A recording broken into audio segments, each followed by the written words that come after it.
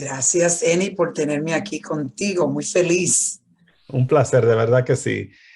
María, entiendo que usted es la fundadora del movimiento Yo Digo No Más. ¿De qué se trata esta iniciativa?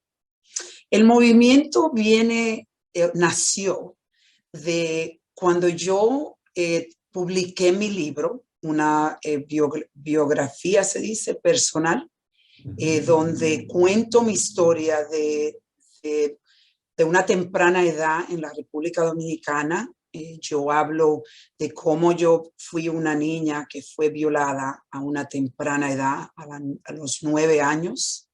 Y lamentablemente esta historia mía es la historia de millones de personas, millones de niños. Y lo peor del caso, Eni, es que la persona que me entregó a este abusador, a este monstruo, fue mi padre.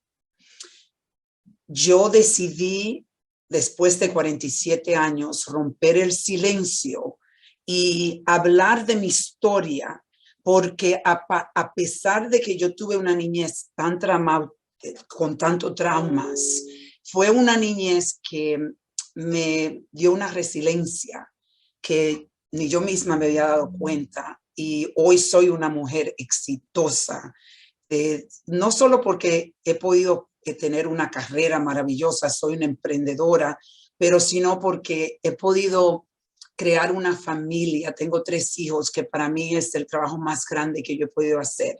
Entonces, cuando yo escribí el libro para compartir mi historia con todas las personas, empecé a hablar y me di cuenta que cuando yo iba a hablar de mi caso, venían muchísimas personas a hablar de que ellos también fueron abusados y empezaron a romper el silencio conmigo. Y decidí una noche en mi casa. Yo tengo una casa en la montaña de Vermont. Tenía 10 mujeres hispanas. De las 10, cuando estuvimos hablando de mi historia, 8 de ellas confesaron que fueron violadas cuando eran niñas, por el abuelo, por tío, por hermano, por primos. Entonces yo dije, ya no más. Yo digo no más. Y por eso se llamó mi libro Yo Digo No Más, porque aquí empezamos este movimiento donde traemos conocimiento a lo que yo llamo la pandemia silenciosa del abuso sexual en niños, mujeres y hombres latinos. Y para mí es muy importante empezar a romper las cadenas del abuso sexual. Y es por eso que nació Yo Digo No Más. No, excelente. María, ¿y qué llevó a su padre a cometer un acto tan atroz? Yo digo que lamentablemente nunca entendí cuál fue el contrato que mi padre hizo con este monstruo, que casualmente era un brujo. Y este brujo destruyó mi vida. Por esa noche tuve que tener operación porque iba a perder el ovario derecho. Y yo digo los detalles, Eni, porque los detalles son importantes, porque cuando tú puedes sentir el dolor que yo sentí, entonces esto trae acción. Mi padre murió, y antes de morir, yo nunca volví a ver a mi padre después de los 9 años. Nunca. Antes de morir, mi padre tenía un tumor en el cerebro y no podía hablar. Y le pidió a mi tío, a su hermano, que me llamara. Ya yo tenía como 21 años. Que me llamara y que le pidiera perdón, que él pedía el perdón antes de morirse. Ahí yo le entregué el perdón. Y mi padre me dio el regalo más grande. Casualmente, en mi libro, Yo Digo No Más. En mi libro, Yo Digo No Más, yo le dedico parte del libro a mi padre, porque él me regaló el regalo que tiene más valor para mí, que es el regalo de poder perdonar, porque ahí yo empecé también a perdonarme yo misma. Nunca supe el contrato. ¿Siente usted que se hizo justicia por su caso? No, mi padre fue a la cárcel un día y mi padre obviamente me entregó Mi padre debió de ir a la cárcel. Una noche, el brujo, el monstruo, fue a la cárcel por 3 meses. Y como yo no tenía la fuerza de ir al caso a ser un testigo, decidieron dejarlo ir.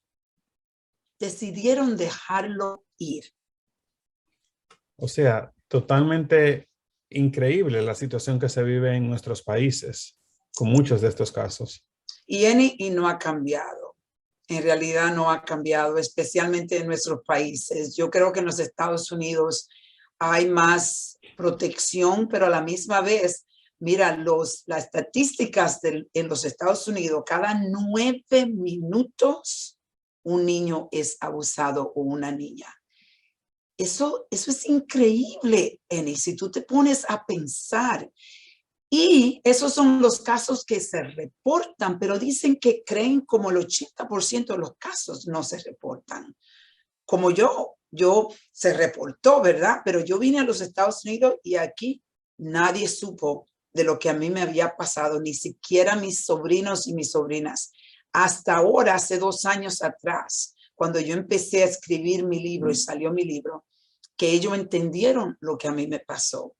Los guardamos en un secreto. Tenemos normas sociales que hemos creado de generación a generación, que los secretos de la familia se quedan en la familia. Entonces, esto es algo que alimenta lo que yo llamo la pandemia silenciosa del abuso sexual, porque el secreto es grande, pero el secreto está destruyendo nuestra comunidad, oprimiendo la comunidad, porque cuando tú vienes de un trauma del abuso sexual, te roban la inocencia, te rompen el proceso de tu crecer.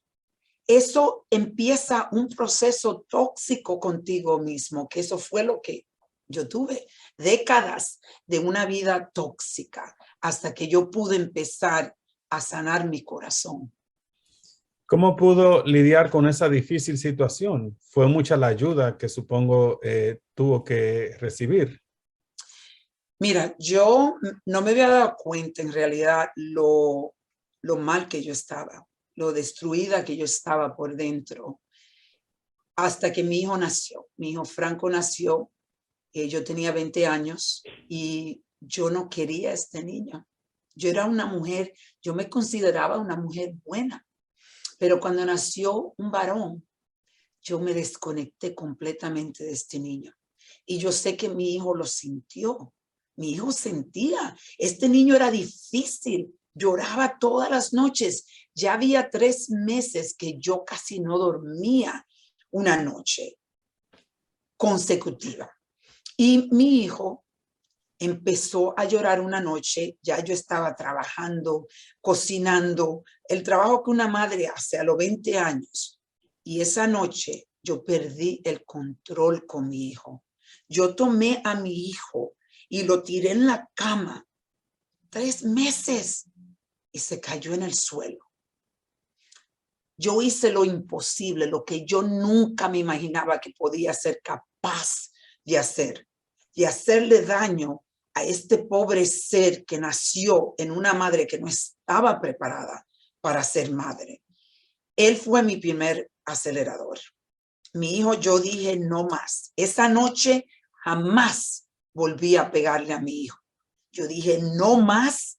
Yo voy a sanar este corazón, voy a sanar esta alma porque no es solo para mí. Yo necesito hacer esto porque voy a destruir mi hijo. Y ahí empezó el proceso. Yo no tenía los recursos. Yo vengo de un pasado muy, muy pobre. Yo era muy, muy pobre en los Estados Unidos, en la República Dominicana. Y cuando vine aquí también, no tenía para ir a donde psicólogos. Y lo que yo hice, me puse a estudiar, a leer libros, me iba a la biblioteca con un té y empecé ese proceso, pero fue después que yo decidí que aunque era pobre, yo corté diferentes cosas de mi presupuesto y conseguí una psicóloga por 6 años. Ella me ayudó muchísimo, pero esto es un proceso que todavía yo estoy trabajando. Es algo que te marca por el resto de tu vida, pero no tiene que definir tu vida y no tienes que quedarte de víctima, porque yo soy la creadora de mi vida como ustedes también. Nosotros decidimos si le vamos a dar más fuerza al trauma o le vamos a quitar la fuerza al trauma. Y para quitarle la fuerza es empezándonos a amar y reconocer que necesitamos ayuda. ¿Cómo está esa situación con su hijo hoy día? Para mí, eso es lo que te estaba diciendo al principio. Y bueno, pues la respuesta a esa pregunta la tendremos mañana en la segunda parte de este especial contra la violencia de género. Aprovecho también para decirles que este sábado a las 11 de la mañana acá en Nueva York se llevará a cabo una marcha del movimiento Yo Digo No Más. El punto de partida es la alcaldía de Yonkers, desde donde marcharán hasta la escuela Microsociedad Eugenio María de Hostos, también en Yonkers. Acá en N con Más estaré siempre pendiente de temas importantes